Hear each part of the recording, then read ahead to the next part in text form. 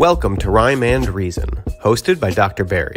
Today, Barry welcomes addiction professional and author, Gary K. And now, here's Dr. Barry Reiman.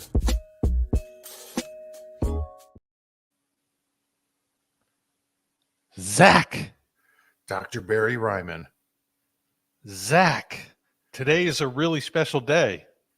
How so? Yeah. How so, Dr. Barry? Well, we have aside from our guest who's coming on, but today you celebrate 6 years in a row, weekends, nights included.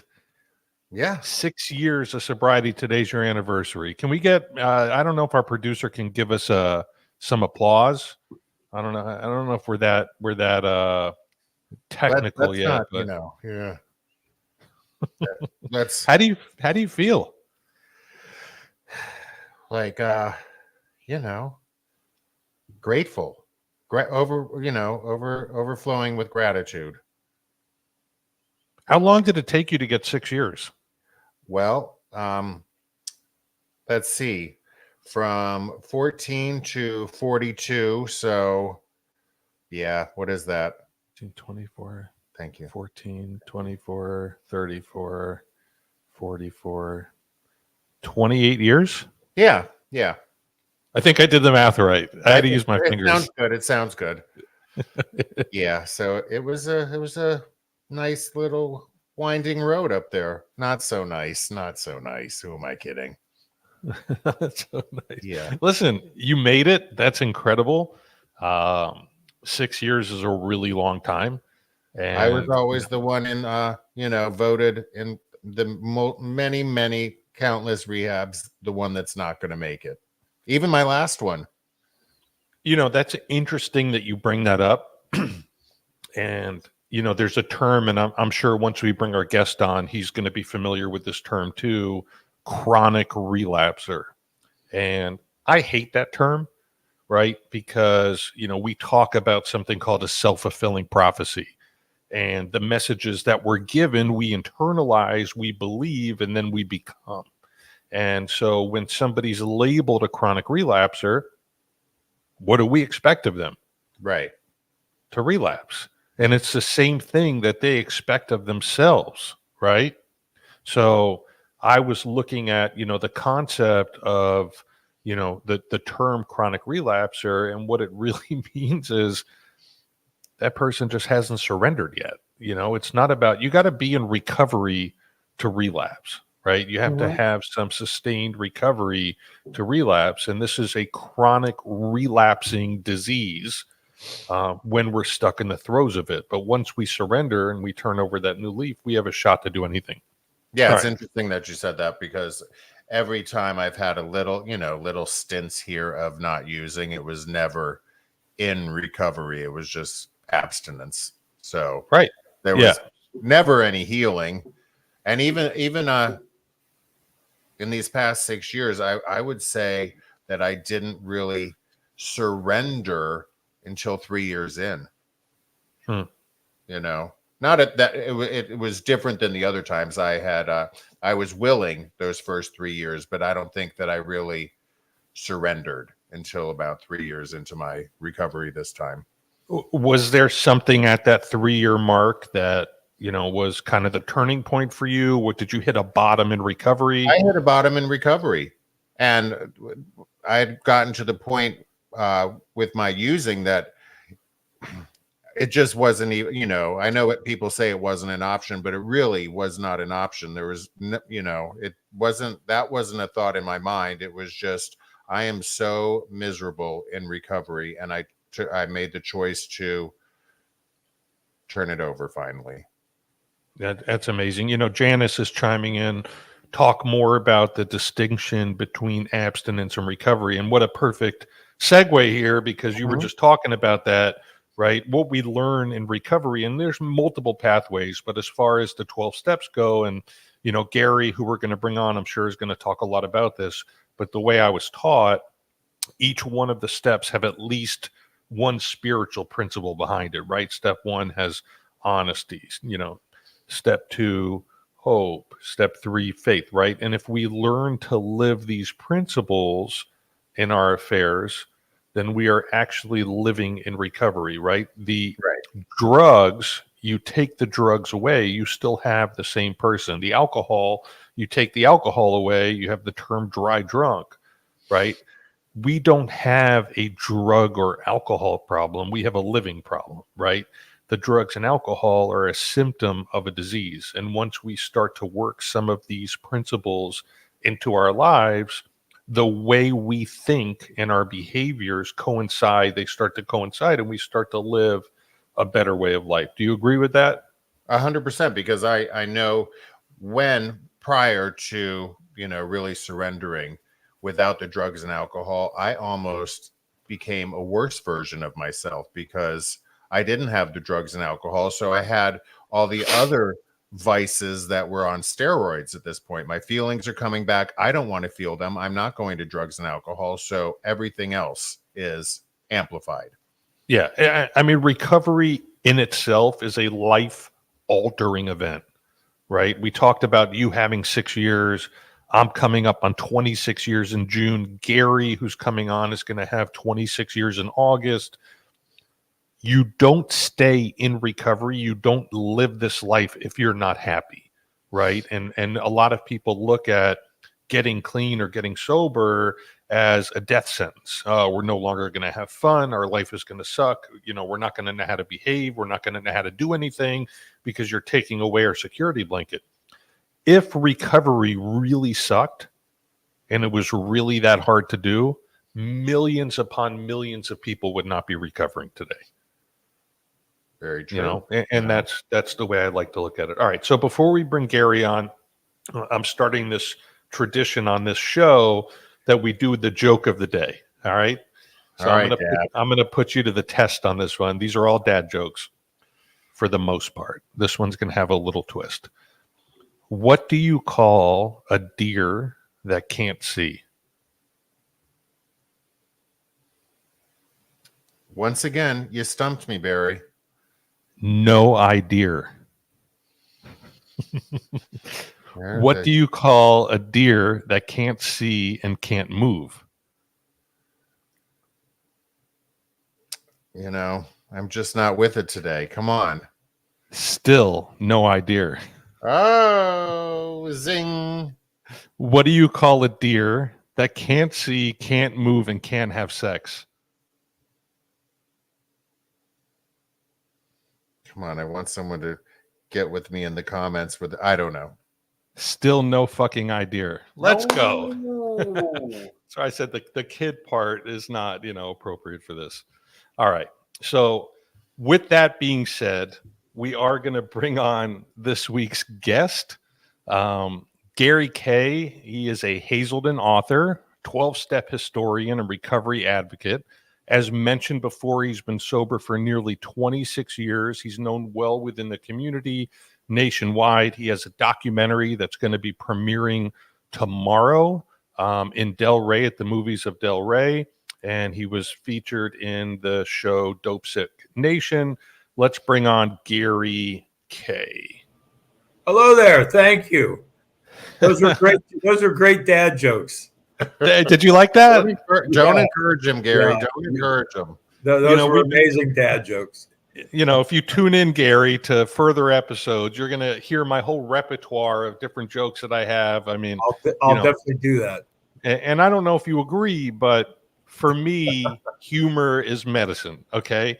And whether something's really corny, super goofy, really raunchy, I don't care. If it makes me laugh, like, to me, that is medicine. And so I don't know how the audience feels about that, but I think humor is, an essential part of recovery. I got clean at 20 years old, and my biggest fear when I went to treatment is that my life was over and I was no longer going to have fun. And I don't know if you can relate to that. I'm assuming you look pretty young too. So I'm assuming you got clean pretty young. And I was 30. I was 35 when I got clean. When I finally got clean, it took me about 10 years. More math for you, Barry. It took about 35, 10 years. 45, 55. So he's going to be 60 or 61 years old. Yeah, 60. I'm 61. There we go. Okay. So my math skills are on point today. And so, but I'm saying, as even at 30 years old, and 30 in real life is young, right? Did you have those thoughts when you surrendered that you were no longer going to be able to have fun, or what was your take? I know everybody's different. I don't recall thinking that way. I was so incredibly beaten up that I just wanted the pain to go away. I didn't care what, I never even thought about what's going to happen after that. I just want this pain to go away. That was it. And it had to go away. It was that or die. I tried to kill myself a bunch of times. Did you? I went to 47 detoxes. I did Gestalt therapy, Jungian therapy, Freudian therapy, psychodynamics, a couple of Anthony Robbins firewalks, did puke and purge, everything under the sun. I went to treatment 19 times, and I had about 7 suicide attempts. Wow. And I was just like, this just has to stop. That is the one thing that I'm good you weren't successful at. It was, thank you. Me too. Right? I mean, the last time God intervened, no doubt about it. And why don't you tell us about that last time? What does that look like? Oh my God. I had tried to rob some drug dealers, and they took baseball bats to me. And I had a broken sternum and ribs and jaw and very cut up. They put a bunch of crack pipes in my mouth, beat me in the face. My teeth were smashed out. It was horrific. And I made it back to my apartment. I was living in New York City. I lived in New York from 1978 until 7 years ago when I came down to Florida, and I lived in Times Square. And I made it back to my apartment, and I thought I had a bag of morphine, IV drip morphine, in the vegetable bin in my refrigerator, and nothing was in there. And I hadn't eaten in a long time. I looked like I'd just come out of, a concentration camp. I looked like a combination of Mel Gibson, Gary Busey, Nick Nolte, and Charles Manson, if all on a very bad day. And there was nothing in the refrigerator except a carton of milk, and I was starving, and I downed it, and it was spoiled, and I vomited into the sink, and there was a lot of amber liquid and little white lumps of curdled milk, and I lapped up my vomit and spit those lumps out. In my psychotic, drug-fueled head, I thought those were lumps of crack cocaine, and I tried to smoke my vomit. And when I wasn't able to do that, I cut my wrists and under my arms and my elbows. I had a mason jar full of Vicodin that I saved as a suicide kit, and I swallowed those. I found about a half a bottle of Jack Daniels, and I guzzled that and laid down in a pool of blood and waited to die. And God intervened, and I had a moment of clarity and crawled to the phone and called a friend of mine who I hadn't spoken to in a long time. He had actually never been to my apartment, didn't know where I lived. And he called information and got my mother in Ohio. And it turns out I lived, like a block away from him in New York City. Wow. And he rescued me. And that started all my trips to treatment. And then I was in and out of treatment. I'd walk out the door and I'd get high within an hour, just immediately. The first thing I did. And that happened 19 times. And the last time, there were 2 elderly gentlemen who were great friends and pioneers of the AA program. And they met me at the door of the treatment center. I had met them when I was in treatment. They always brought H&I meetings into the treatment center, and got to know them pretty well. And they rode the train back to New York City. I was in treatment outside of Princeton, New Jersey.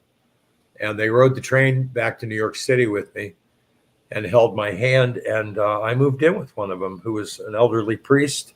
And they co-sponsored me, which is old school AA. Everybody had 2 sponsors. That's how the pioneers did it. Now it's hard. One is too many, and 1,000's never enough. And that was great. And they co-sponsored me. It was kind of like good cop, bad cop. And they took me through the steps the way the first 100 did it. Mel was AA's historian and editor of the Grapevine magazine, and a great pal of Bill Wilson and a traveling companion of his. And the other gentleman, his father was one of the first 87 members of AA. And he had been brought into the program by Hank Parkhurst and worked steps and did the work with Bill W. and Hank Parkhurst. And they were just amazing old guys. And they co-sponsored me for 23 years until they both died about 3 years ago. And so that was my last night. That was each time I got high when I walked out of treatment, it was very short. I'd get high, I'd go right back. I mean, the next day I go right back. I just kept doing that. They kept letting me come back. And was that August of 1996? Well, that was actually in March, April, May. Let's see, May, June, July, August. Yes, it was. That was in June, and in New York, at a lot of meetings, you do a day count. Every day you raise your hand, you say, I have 1 day, 2 days, 3 days. And I was doing my day count, and I was living with one of my sponsors for a long time. For a couple of years I did. And he wouldn't let me out of his sight, or some guy from AA had to meet me at the door. He told me whatever happens in New York City, when the sun goes down, is none of your damn business. And you're not allowed outside alone without adult supervision. And I was 35, and so they escorted me everywhere except Monday through Friday to go to my home group, which was just down the street. He would let me walk around after dinner on my own, and he always gave me $3 to get coffee after the meeting. And I would run to 49th Street and buy a joint, and I would sit on the steps and smoke a joint, and then go to my meeting. And the person who was chairing the meeting lived in the brownstone where I was buying the marijuana, right on the street there, and saw me doing this and told people in the meeting, said, that guy gets high every night. But nobody said anything to me. And then on my 90th day, they were going to have a little 90-day celebration. They had balloons and a cake. And I felt just so much remorse and shame. And when they read from chapter 5, rarely have we seen a person fail who has thoroughly followed her path. And they read the line, they seem to have been born that way, constitutionally incapable of being honest with themselves. And I burst into tears, and I confessed. And so we changed my sobriety date. And so that was the last time I used drugs and alcohol. What was that date? August what? August 25th, 1996. Very nice. Yeah. All right. Yeah, and I love what you were talking about earlier. About 3 years ago, someone very close to me died. Both of my sponsors died. A friend committed suicide. I was in such grief, and I really didn't understand. The last couple of years of my sponsors' lives, they were in their 90s, so we weren't really formally doing any work other than talking on the phone. And I'm teaching the steps, and I wasn't working them. I was leaving out. I wasn't really doing step 10, 4 through 9 all the time. I wasn't doing that. And I had developed enormous resentments, and this festered and festered. COVID hit. I almost got high. I was on my way to New York City from Florida in my car to buy crack, and God again intervened. And I went into such emotional pain. It's a miracle that I haven't picked up drugs and alcohol. But this was something that really came to a head recently for me. I didn't even realize that I was depressed, that I had this unresolved grief and trauma. I had no idea. And it finally really came to a head. All the bedevilments came back, trouble with personal relationships, prey to misery and depression, couldn't be of real help to other people. I was still working and doing what I'm supposed to do. I put my game face on. And I know that I would have relapsed, except I dove back into it. I'm back in therapy, doing trauma treatment, restarted the steps. I'm back on it, just finished 4th step and getting ready to do my 5th step on next Monday. And thank God we have these tools, So I've experienced that. I recently hit a bottom in recovery, just like what you were talking about at 3 years. You had that. I just had one at 25 years. And man, this is a lifetime deal. But thank God we have this medicine and this way of living, we hear often from people that don't, I don't want to say they don't really understand the disease of addiction. But, I've heard over time, like, doesn't it ever just go away? Can't you ever just live normally? Can't Absolutely you? not. Yeah. and I'll tell you, okay, after all this time, the isms are still there, right? Mm-hmm. Every once in a while they pop out, right? Because we have things that come up in life, and there's ways to get quote unquote high in recovery without picking up a substance. Absolutely. And I'm not sure if that's talked about enough, right? I mean, there's other things, and, it don't have to be mentioned. It could be anything that causes us unmanageability. And yes. I feel like, and I can speak from myself, is it's like that carnival game, right? And this came to light when I was on my 6th and 7th step looking at defects of character, right? And there's that carnival game that they have the mallet that you hit one down and then another one pops up. Whack-a-mole, that's what it was. Whack-a-mole, yeah. Right? And it's exhausting sometimes. Yes, it is. It's exhausting really trying to keep those moles at bay, right? For me, what happened, my personality at home unraveled, and I became addicted to a sick addict. Not somebody using. What part of my solution now is I'm in Al-Anon for the first time in my life. I didn't realize that I was suffering from codependency, and got as sick as I was on drugs, emotionally, psychically. What are they doing? What are they thinking? Just all of that, trying to micromanage and addicted to fixing people. And I had no idea that was happening to me. So was this a significant other? No, it wasn't. It was a friend. Yeah. Okay. Yeah. I mean, I bring that up too, because we get these, there's an old saying, addicts don't get into relationships, they take hostages. Right. Well, I did that.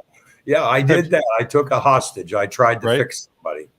Have you heard that before? So, they say in the NA program, there's one thing more than anything else that will defeat us in our recovery. This is an attitude of indifference or intolerance towards spiritual principles. 3 of these that are open-minded, 3 of these that are indispensable are open-mindedness, honesty, and willingness, right? But when they say as a joke, there's one thing more than anything else that will defeat us in our recovery, and everyone yells out, relationships. Right. Comedian Mark Lundholm, he calls of course. He said, isn't it something that relationship sounds like relapse and shit? Right. Yeah. So Mark is a great guy, and he talks about the little voices in his head and the little kid that goes, wee. Yeah. Right. All right. So let me ask you, you are currently doing a 12-step immersion program through Comprehensive Wellness Center. Can you tell us a little bit about that? Yes, I'd love to. It's a joy and great joy in my life. I am a 12-step historian. So what we do, patients who are engaged and interested in doing it, we have step groups that meet twice a week. Usually takes about a month, sometimes a little bit longer. And we're together about 6 hours a day. And we go through the big book and break it down like a textbook, which is what it is. And also I use about 400 photographs and a lot of memorabilia and artifacts that I have in my collection. And we start with where the spiritual solution came from in 161 AD from Marcus Aurelius, Spiritus Contra Spiritum, how that reached eventually the Washingtonians in the 1840s, and then how it eventually the solution made its way to Carl Jung, and the incredible story of Roland Hazard and his journey of finding Jung and back and forth across the ocean, learning that he needed this spiritual solution. So I teach the history along with actually taking them through the steps. And we use the step method that was used by Dr. Bob to take people through the steps quickly and often. How quickly do people make it through the steps? I mean, I'm just going to speak, and I know that, and correct me if I'm wrong, but I grew up on NA. Okay, so NA has been where I got clean, where I've been, and where I've done my recovery. My sponsor is an NA sponsor. He's been my sponsor since the day I got clean. I still have him in my life. We still talk close to every day. And the process that I went through to go through the steps, I think it took me about 2 years to make it from 1 to 12. And then I have been in the treatment industry now for about 15 years, right? So I'm well immersed when it comes to the differences between the step processes in AA versus NA. And I remember speaking to somebody, I think they had like 4 months sober, and they had already been through the steps and they're already sponsoring 6 people. And to me, that was mind blowing, right? I know at 4 months sober, I could barely tie my shoes, let alone, guide others through the steps and be a sponsor. Can you talk a little bit about the differences on the speed that you guys go through? Because it seems accelerated. Right. Well, at Conference Wellness Center, what I'm teaching are the roots of 12-step recovery, our origin, how the founders worked the steps, how the first 100 did the steps. That's what I'm teaching, so that they understand what that method was and how this thing started and where it came from. And on page 12 to 14 in the big book, Bill writes about his friend Ebby Thatcher comes to his hospital bed and takes him through the steps in one afternoon while he's in the hospital. What became the steps? They were the 6 spiritual procedures of the Oxford group. And then Bill left the hospital, joined the Oxford group, started working with drunks, and continued to work these procedures in his life, what they called quickly and often. Quickly and often. Often is the key word there. And on page 14, Bill admonishes us that if we don't start working with others as Ebby worked with him, that we won't survive. And basically, old school AA, they did. Dr. Bob had his first sponsee, Billy Dotson, when he had 26 days sober. Bill had 5 months. Bob became really his first. And then shortly after that, Hank Parkhurst. Bill had 5 months. He would have had sponsees sooner, but he was chasing drunks all over New York City and preaching at them, telling them what was wrong with them. And they were all saying, "Get away from me." And Dr. Bob was the first person who followed Dr. Silkworth's advice. And instead of telling them what they had to do, talked about what he went through. And that got through to Dr. Bob. So So let me ask you this, Yeah. and not to be controversial or anything like that. Yes. And this just dawned on me now because I didn't know this history, but did Dr. Bill, become Dr. Bob's sponsor because it was only Dr. Bill who was there? Well, yeah, at that Dr. time. Bob, Yeah, for sure. Mm-hmm. right? And then Bob became, had his first sponsee at 26 days sober, whatever you just said, because there were only 2 other people there. So it was like kind of the blind leading the blind. That's true. So have we taken that concept of having 26 days sober as being okay to sponsor and guide another person? Is that still how it's viewed today? Yes and no. Some people yes, some people no. There are people that go, "Oh my God, that's insane." Another thing I want to point out, in the big book, in the introduction of Dr. Bob's Nightmare, it tells us that between June 10th, when he took his last drink, June 10th, 1935, and November 1950, which was when he died, he took 5,000 men and women through the steps in 15 years. If you get out a calculator, that's 333 people per year. And then if you read the story in the back of the book by Earl Treat. Earl started the first 12-step meeting in Chicago and he got sober in Akron. Dr. Bob helped him get sober. And Earl describes in the story, he sold himself short. It's on page 263, that you'll find the description of, he said, Dr. Bob invited me. He had the day off and he invited me to his office, and we spent 4 hours formally going through the STEP program. Wow. And he describes how they did that. Here's a quote from Dr. Bob. Dr. Bob said the 12 steps are not spiritual philosophies to be studied, understood, and then taken. They are survival actions to be carried out immediately to provide instant hope and relief and save our lives. They are a tourniquet to stop the bleeding now. It is battlefield triage. That's how they thought about it. That's how all the pioneers did it. And we can look back historically and see that when we had an efficacy rate of 50 to 75% permanent sobriety, that's how they were doing the steps.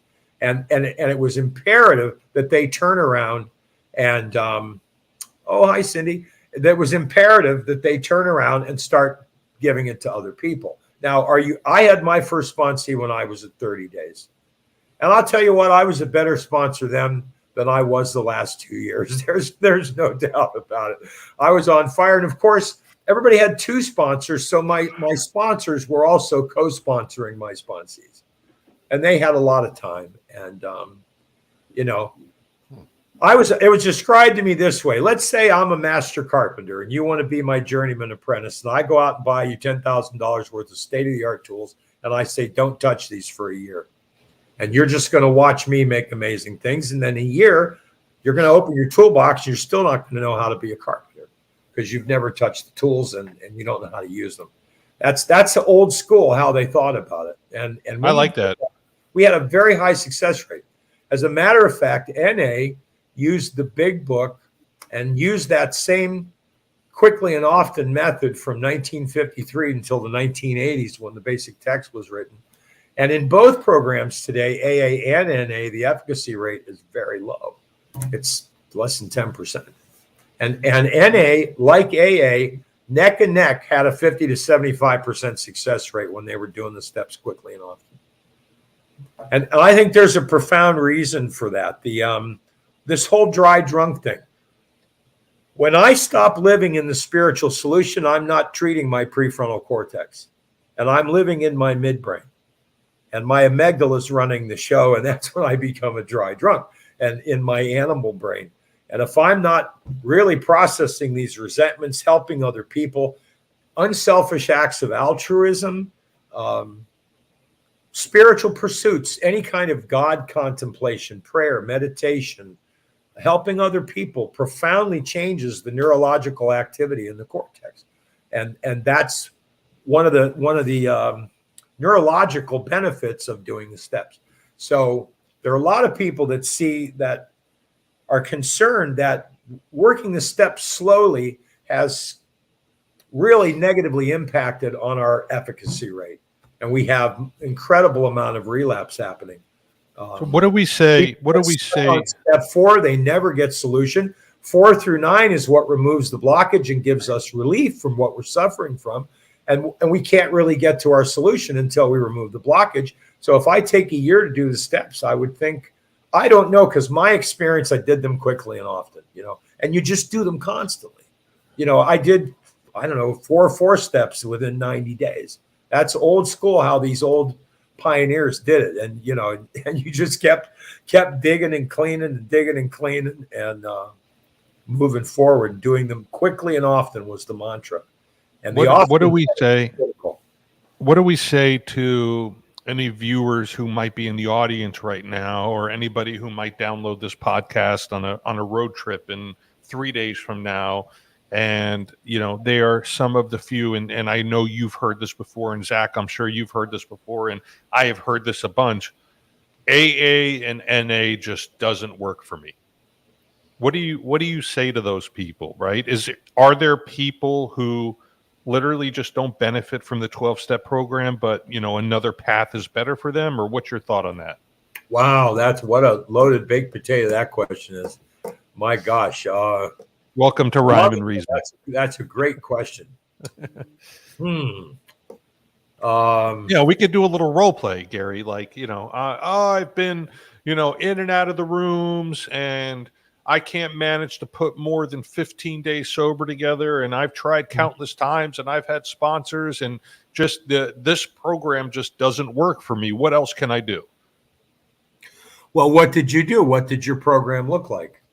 I went to the meetings. I went to meetings. I didn't really share because I'm kind of embarrassed to speak in front of people. And I got a sponsor, but he really was like, just okay, just call me and we'll talk. And I just don't think AA or NA works. What do I do?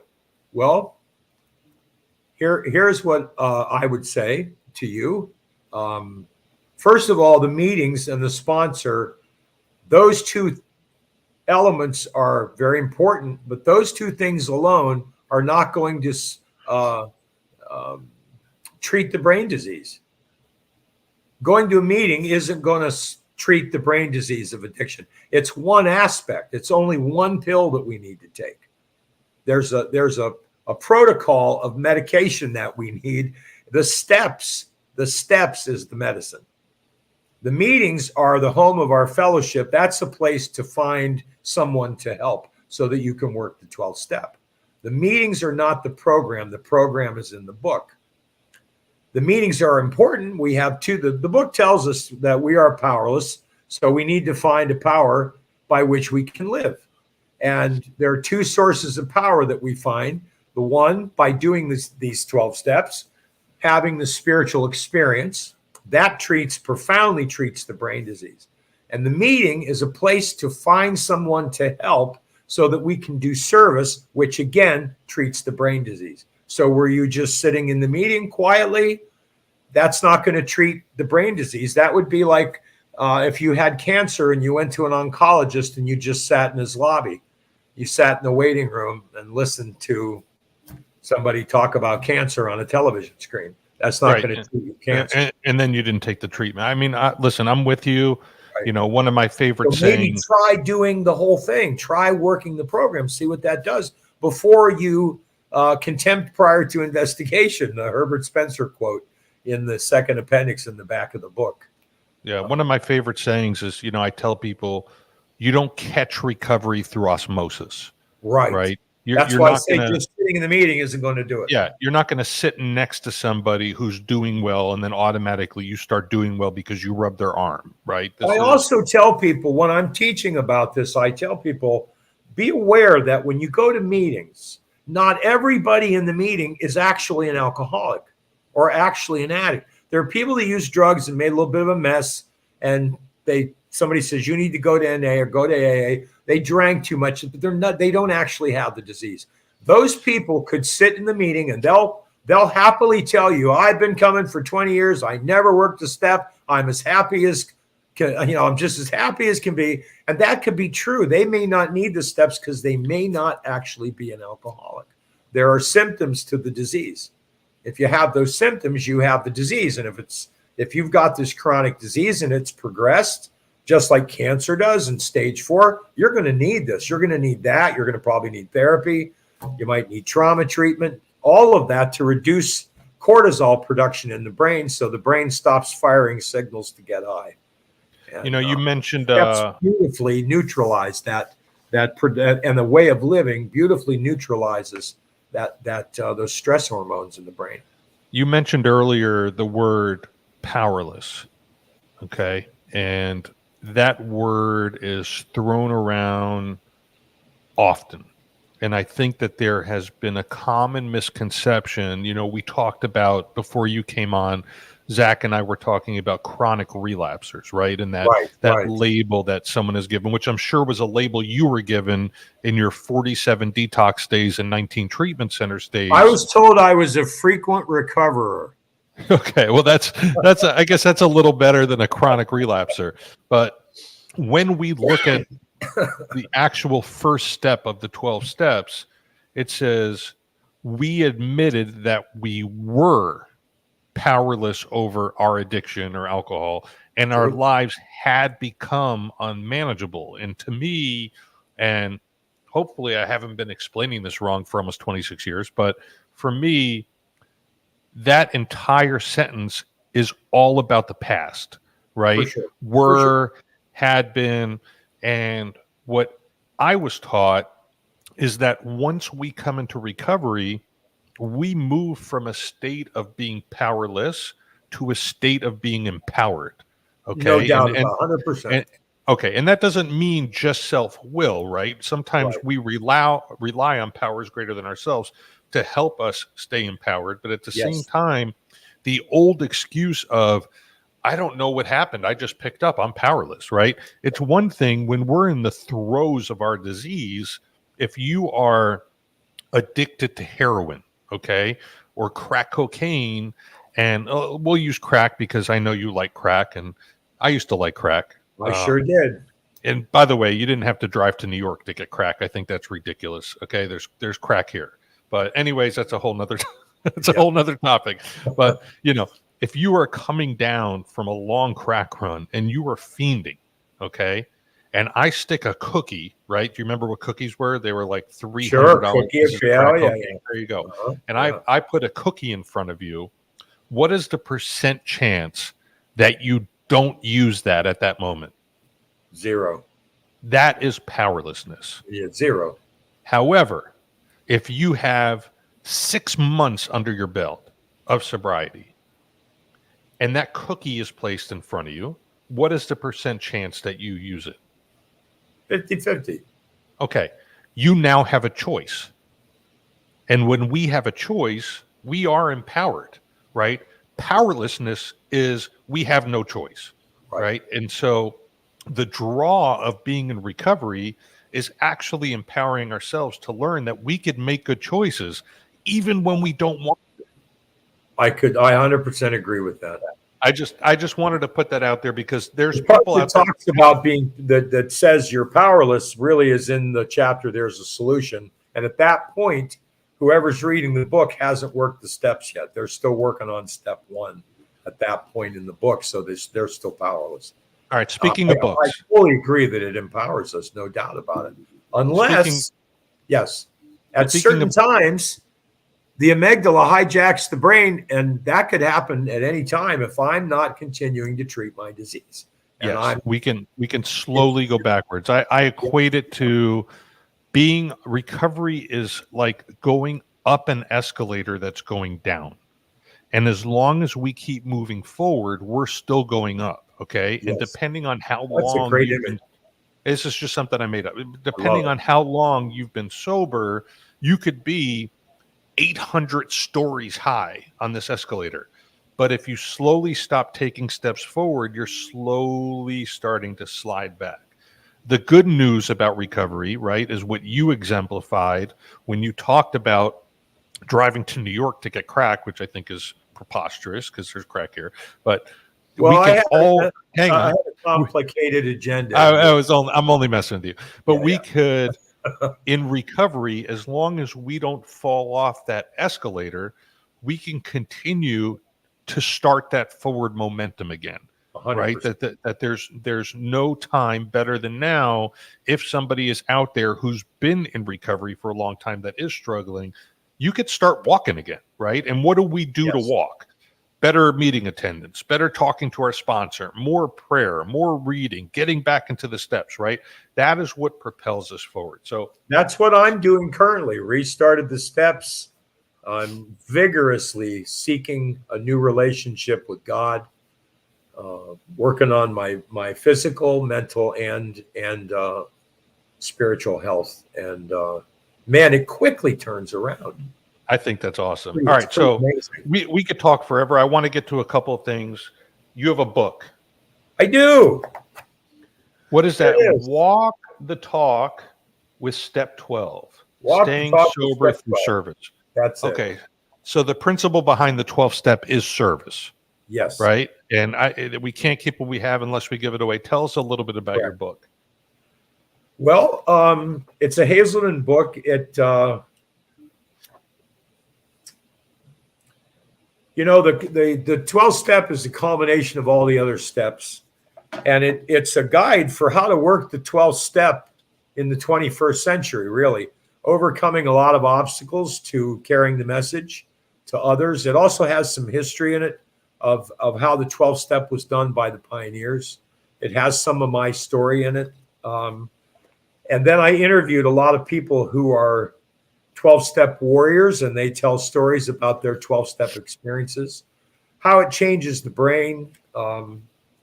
There's a little bit of a guide in there about how to work with a newcomer, some tips on what you do when you go to do a 12-step call. That's what all the stories in the back of the book are about, people's 12-step call experiences, where some drunk or addict reached out for help and they show up at their house or pulling them out of an alleyway or whatever, and what that experience was like, and how to handle that, and how to do that with and work with someone.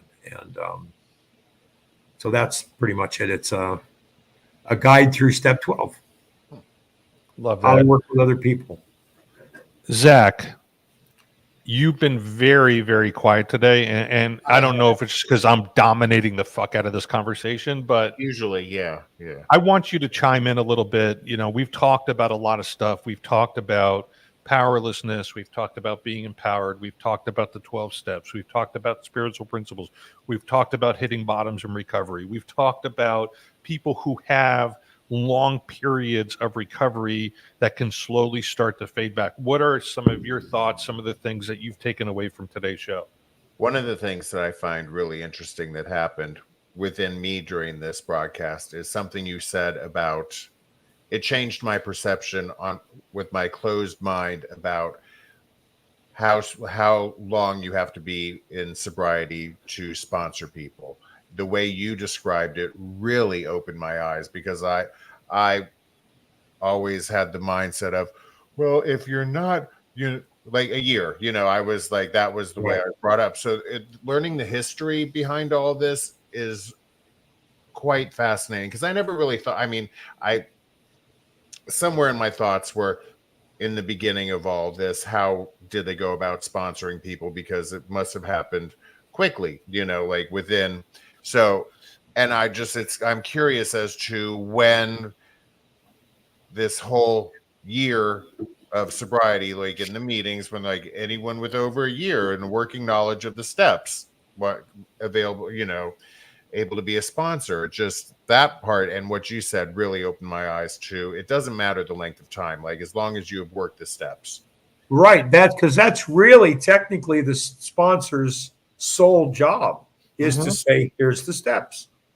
Yeah. And when I take them through the book and give them the steps, Right. And when I think about my experience with sponsoring, that, it's secular, obviously, and so if you have, say, 45 days and you start sponsoring people, you're also then continuing the step work with them and then with your sponsor. So it's just like a chain, so it's 100%. Yeah. No. And of course, your experience at 30 days sponsoring somebody is going to be very different than when you're teaching the steps after you have 10 years. Right. There's a depth to this thing that's so profound, as you know, that there's a message in there for somebody with 50 years and a different message for somebody with 1 day or a week or something. Right. And I guess with my closed mindedness, I base that on my experience, because when I had 30 days, I was still very unwilling, to do this stuff. I was one of those people who, my first bout of, let's say, abstinence, I was one of the people that went to meetings and hung out with sober people, but I didn't do any of the work. So after that experience, I was like, AA doesn't work for me, but I hadn't done anything. I just closed my mind. So I tried a lot of other avenues. So when you asked that, Dr. Barry, it was interesting, because when you said, do other avenues work? I tried other avenues as half-assed as I did AA in the beginning. So I don't know if other avenues work. All I know is that this avenue, when I give myself completely, works. Yes. Well, I think this is a good segue too. It looks like Zach just froze. Either that or he's very, very still at the moment. There he is. Still there right. he is. Yeah. Still no idea. So Zach talked about other pathways. What's your take, Gary, on, or if you know and could share on other pathways like smart recovery, celebrate recovery, I don't want to go too far down a rabbit hole with all the different pathways, but those are some of the more popular ones. Do you have any info on that kind of stuff? And I went to Smart Recovery. It was very helpful. I learned a lot. It was kind of like, to me, my takeaway from that, it was like cognitive behavioral therapy, which is interesting because it was started by Albert Ellis, who also created CBT. For me, that alone wasn't enough. I was such a sick addict. That didn't provide all that I needed. I learned some skills, but again, that didn't profoundly change my cortex. I can look back at that now. That alone, I think it works for a lot of people, but I think it depends on how far your disease had progressed, how aggressive your treatment needs to be. I think of it like a cancer in the mind. Because like you said, when this started, we don't have a drug and alcohol problem. We have a living problem. I have a thinking problem. But that leads to the drugs and the alcohol. So I need to treat that thinking. And there are certain things that profoundly change it. A Celebrate Recovery is a 12-step program. And as I went to maybe 2 Celebrate Recovery meetings, and I have a limited understanding of it, but my understanding is that Jesus is the higher power, and that works for a lot of people, and they do the 12 steps. So I think that can be very effective. For me, I did 12-step and I went to Smart Recovery. Well, what do you say to the people who, and I've heard this before, and I'm sure you have as well, the AA meetings, NA meetings, it's religious based, and I don't really believe in God. And you guys are saying the Lord's Prayer at the end of the meeting, and in NA they're hugging and saying the Serenity Prayer, and God is in the steps. And, I just don't think that's for me. Right. Well, first of all, I have a lot of friends who are atheists who get sober using the 12 steps. And I was so fascinated by that. I studied neuroscience, neurology. I wanted to understand the neurology of the addicted brain, and discovered, again, as I was speaking about earlier, atheists can get sober using the 12 steps by substituting the old man in the sky with the beard for good, orderly direction. If you're following the spiritual principles, you're still treating your cortex, practicing honesty, unselfishness, anything that's going to reduce cortisol production in the brain, reduce stress in the brain, is going to produce recovery if that's sustained and they continue doing it. I really see, the medical illness. What's that? I had such an aversion to the word God. Again, my mind was very, I was closed-minded. I could not get past what had been taught to me for what. That was a big problem for me too. I was taught the war God. I love you, but I'm going to beat you if, I'm going to burn you alive if you don't do what I want you to do. I could not pray to that. Mm-hmm. And one of my sponsors was an elderly priest. And he said, take that capital G, that's a pronoun, and flip it upside down, make it a small g. Now it's a verb. A verb doesn't have a beard. It's an energy force that you tap into, this energy that you connect to that's found within. And you just have to remove all the garbage with steps 4 through 9, and get your vessel clear, and you'll connect to it and give it a shot. What do you got to lose? And he explained that prayer didn't matter what you were praying to. It was the act of prayer changes how the brain functions. It's funny.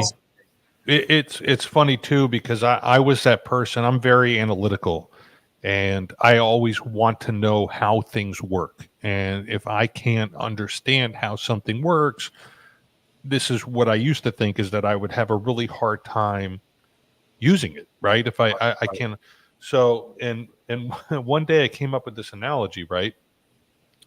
A cell phone, okay? Just a cell phone, right? And to this day, I have no concept whatsoever how I can dial a number. There's no wires attached to it. How I can dial a number, and I can find the one specific person out of the almost 8 billion people on this planet to connect with, and they could be literally anywhere in the world.